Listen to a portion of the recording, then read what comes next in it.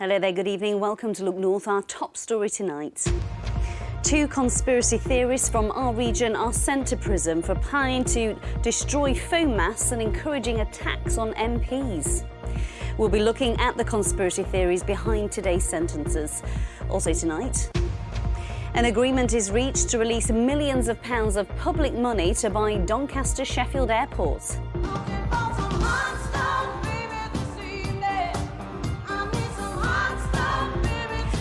Remember this? A quarter of a century after it took the nation by storm, the cast of The Full Monty are back. Yes, Amy, I'm going to be hip-thrusting my way down the famous blue carpet here for the premiere of this most unlikely comeback by Sheffield's most unlikely strippers. And a cleaner way to get around, the electric cycle scheme to encourage more of us to travel on two wheels. It's turned out to be a fantastically sunny day away from the coast, that is. This was Silsden this morning, looking beautiful. Silsden there in West Yorkshire, but I don't think we'll be that lucky tomorrow. Join me for the week ahead forecast.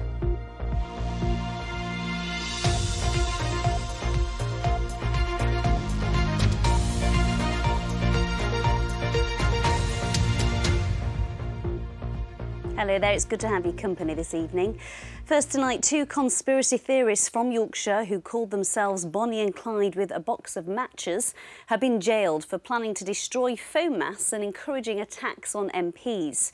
Christine Grayson from York and Darren Reynolds from Sheffield believed 5G masts were designed to be used as a weapon against people who'd received the COVID-19 vaccine. Grayson shared this image online and called for a 5G sabotage team. In a moment, we'll look in more detail at some of those conspiracy theories, but first, Abby Giola reports from Leeds Crown Court. Christine Grayson from York filmed the moment she handed in some research paperwork to a North Yorkshire police station. I'd like to speak to either Chief Constable Lisa Winwood or a Chief Constable, please. She believed a conspiracy theory that 5G mobile phone masts were pieces of enemy infrastructure linked to the COVID vaccine, and she wanted to destroy them. But Leeds Crown Court were told she never got beyond the planning stage.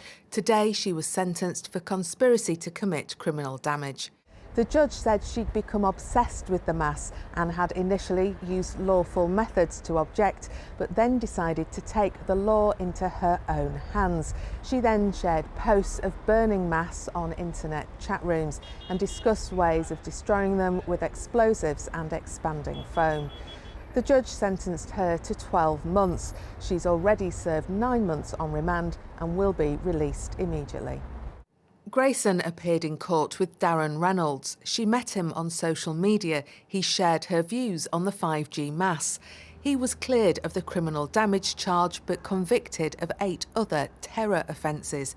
The court heard Darren Reynolds from Sheffield created an internet chat room where the judge said he posted messages to incite racial hatred and to encourage acts of terrorism.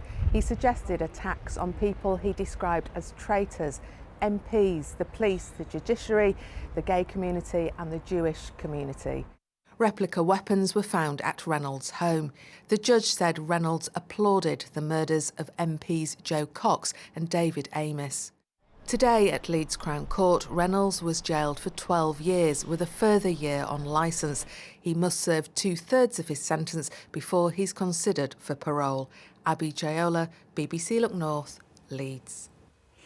Now let's talk a bit more about this, because you don't have to look far online before coming across conspiracy theories about the COVID vaccine and 5G mass. I asked Alistair Coleman, he's a journalist at the fact-checking unit BBC Verify, how the two became linked. Well, they both ventured onto the messaging platform Telegram, which is basically, it's got a large mass of conspiracy-minded groups on it. A lot of them have been expelled from Facebook and Twitter. So it's one of the few places where people can meet up and discuss their conspiracy theories online. Christine Grayson was a law-abiding campaigner. She went leafleting and then her world on social media turned her into a criminal. Indeed, yes. I mean, a lot of it can be laid down to COVID lockdown. It gave people a lot of time to find out what they thought was going on, and it did lead people into Facebook groups, and when the Facebook groups were taken down, they went to Twitter and Telegram. And it did lead people into some very, very dark areas of the internet. What role does social media play in fueling these conspiracy theories? Well, back before the internet, you'd have to wait, say, 3 or 6 months for your newsletter to arrive. But with the social media, it's now instantly there. Hundreds of ideas coming your way, none of them fact-checked. And it's very, very simple to be drawn in and believe that there is a world conspiracy out there. Talking of fact-checking, I know that that's your department. The conspiracy theories around 5G have been completely discredited, haven't they? They have indeed. I've had background in physics before I became a journalist. And so, yes, I do know that the 5G conspiracy has been completely debunked, as was 4G before that and 3G before that. So it's one of these ongoing ones that keeps coming back and keeps being recycled. Alistair, tell us then, what are the latest conspiracy theories that we need to look out for? There's still a lot of talk about the COVID vaccine, climate change, 15-minute cities. So it's just a never-ending echo chamber of people coming up with sometimes very disturbing views. And also quite dangerous, as we've seen in this case. What's been done to stop the spread of fake news online? The government's pushing the online safety bill through, and there's projects like us at the BBC and BBC Verify. We're making it our mission to bring back trust in news so people can get their information from the right place, from somewhere they can trust. That was Alistair Cole there. Next tonight, a campaign to try and lower the number of students dying by suicide is being debated in Parliament this evening. It's after more than 100,000 people signed a petition started by families, some of whose children took their own lives while at university in Yorkshire. It's calling for a legal duty of care from universities and colleges towards their students. Matthew Cole has the latest from Westminster. They're calling for educational institutions to have a legal duty of care towards students, the same that applies to employers to keep their staff safe at work. The petition they gathered of over 120,000 names is what's led to the debate here this evening. And before it began, I heard from some of the families of those who took their own lives in Sheffield. We're hoping that we'll get MPs on our side to see that this is serious, to see that universities at the moment are not stepping up. Rory was just left to sink or swim, and unfortunately it was too much and he sank. For us, what we're actually asking for is for the staff, all staff in universities, to act reasonably to protect students from harm, whether it's for something they do or something they don't do. In Oscar's case, we could say it was something they didn't do. In its earlier response to the petition, the government said higher education providers have a general duty of care not to cause harm to their students through their own actions, and so rejected the call for change. But the families say with around 100 students taking their own lives each year, more is needed. They say it's not enough for universities to have a duty not to cause harm. They want a duty to prevent harm. Campaigners also want mental health best practice to be compulsory for universities, not voluntary.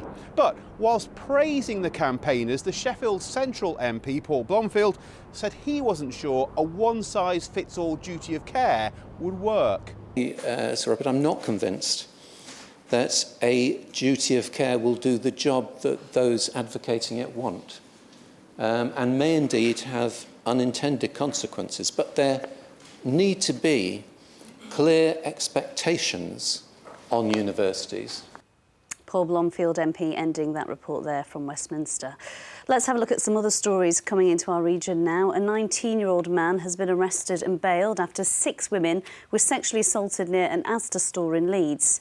3 assaults took place in the car park of Asda in Killingbeck in March. Further attacks took place in Killingbeck Fields in April and May. A man's appeared in court charged with the murder of a woman who was found dead at a house in Sheffield. Emily Sanderson, who was 48, had been reported missing.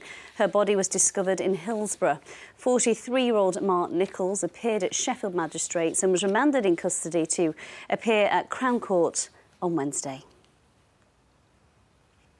Next tonight, you can leave your hat on for this story because the full Monty is back. It's a quarter of a century since the film, one of my favourites, showing 6 unemployed Sheffield steelworkers stripping off for money. It took the world by storm. Well, now a new TV series is on the way and has its premiere in the city tonight. Lucky old Tom Ingle is there, hopefully with his full kit on.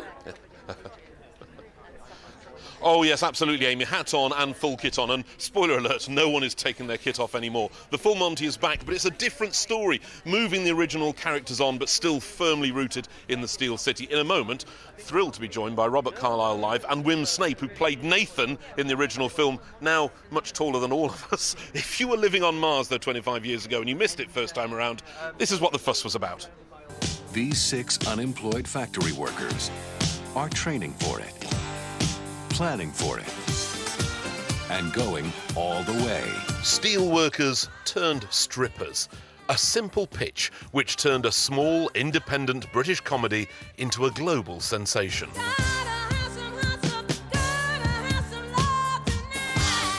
Even royalty couldn't resist, but then Prince Charles chose Sheffield to celebrate his 50th birthday, recreating that dance routine. At least our trams are a little more colourful now. It was a fantastic film, and it portrayed Sheffield as it was then. Obviously, the workingmen's clubs are an important part of the social infrastructure, but then, obviously, things have changed. I mean, 25 years on, you look down at Kelham, or you look down at Neepsend, where it was filmed, and it's changed completely now. For whatever reason, the full Monty caught lightning in a bottle, or at least something painful in a zip. We're gonna see some strippers! In Rotherham, they queued at midnight outside Woolies when it was released on VHS. It picked up 4 Oscar nominations, including 1 for Best Picture, and won 1 for its soundtrack.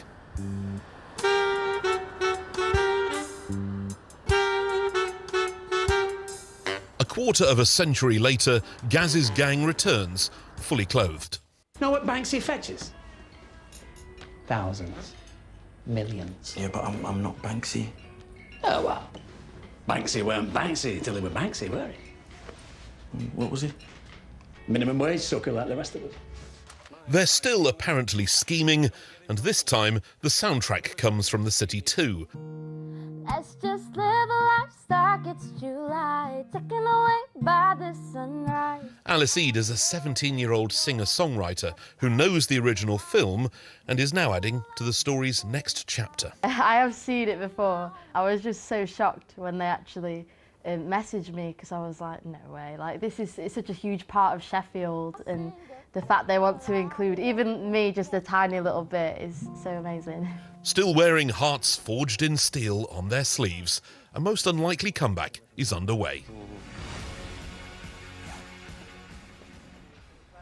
Well, I'm joined now by a father and son team I never thought I'd see back together, Robert Carlyle and Wim Snape, playing Gaz and Nathan. First of all, easy decision to come back when that phone call was made?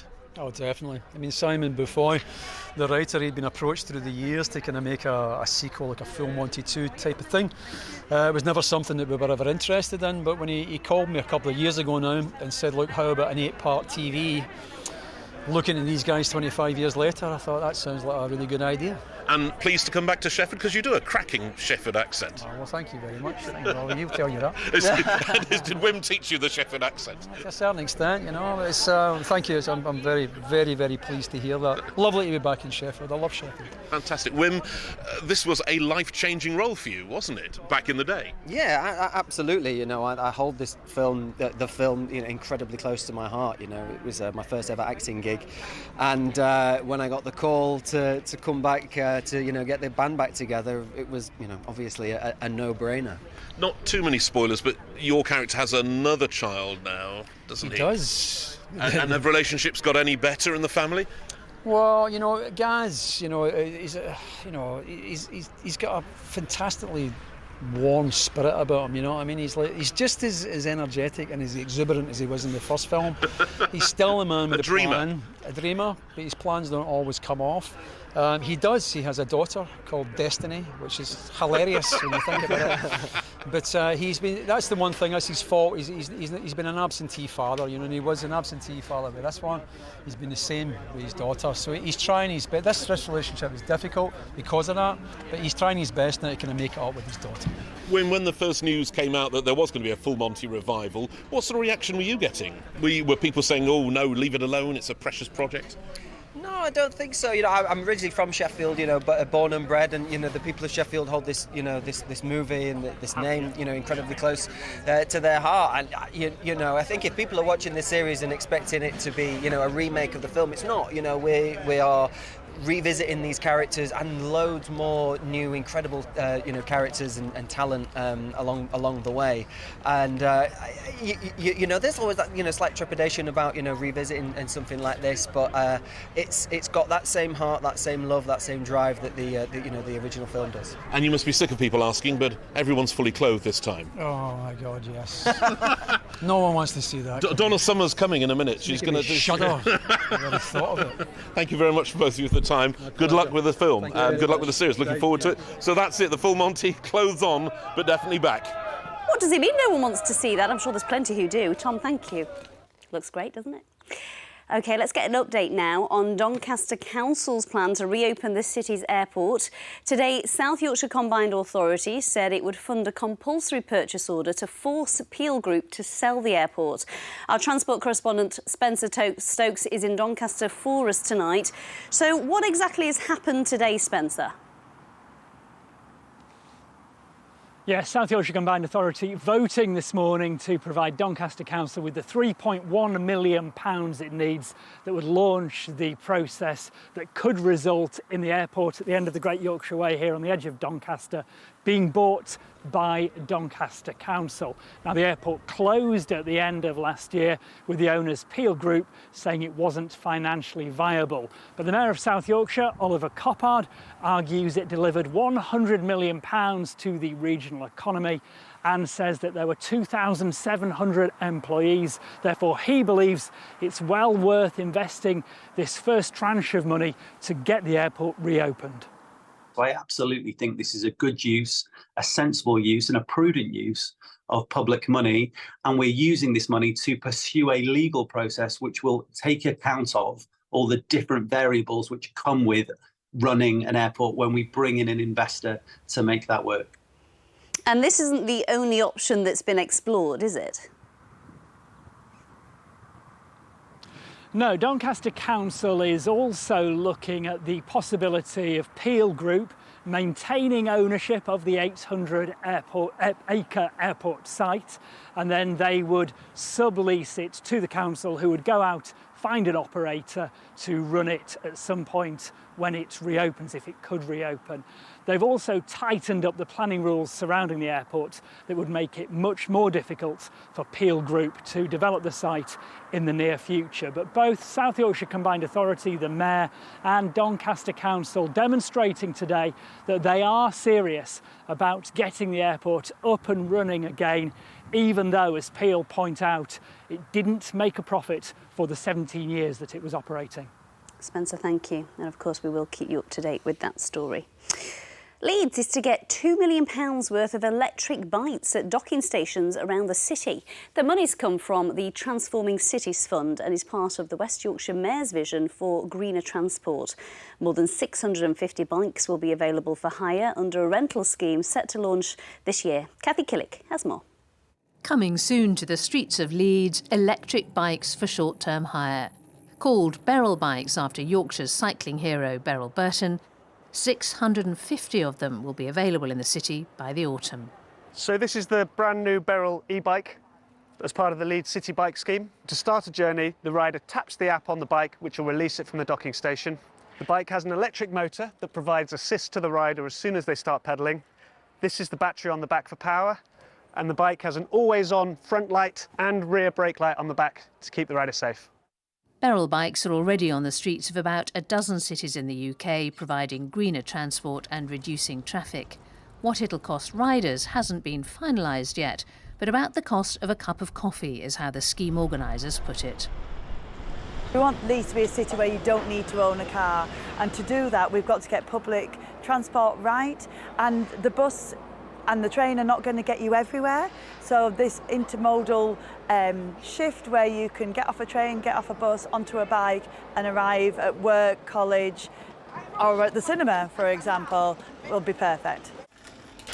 Cycling generally got a boost during the pandemic, and electric bikes are becoming more and more popular. Bike shop owner Yasser Al-Asi hopes the Beryl bikes will encourage even more people onto the saddle. I think it's fantastic. The more people on bikes, the better. And if people get exposed to riding, then hopefully they'll then do it in not only as transport, but as pastime as well. And obviously Leeds is hilly, so having electric bikes means that it's going to make it a lot easier. So it's only a positive thing, I think. Not everyone, though, is welcoming them with open arms.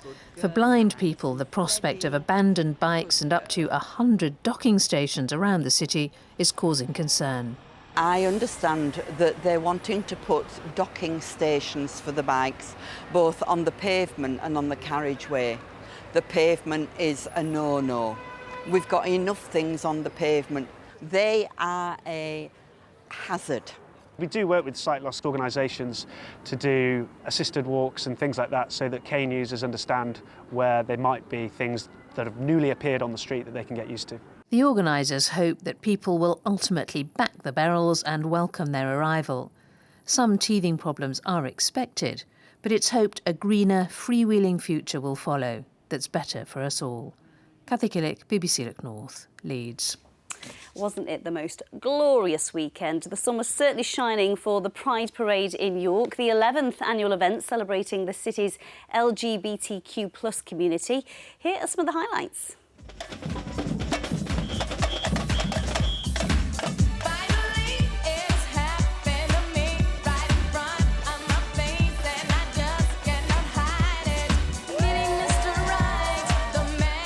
It's actually my first ever York Pride, despite living here for 5 years now.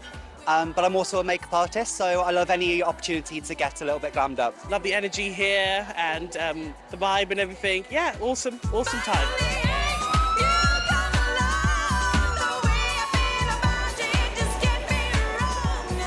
It's not just a one-day a year thing. Their organisations are inclusive all year round, 24 hours a day, and if days like today are a springboard for that, that's perfect. I'm part of the queer community. I'm a trans man and I'm here to celebrate Pride with the community.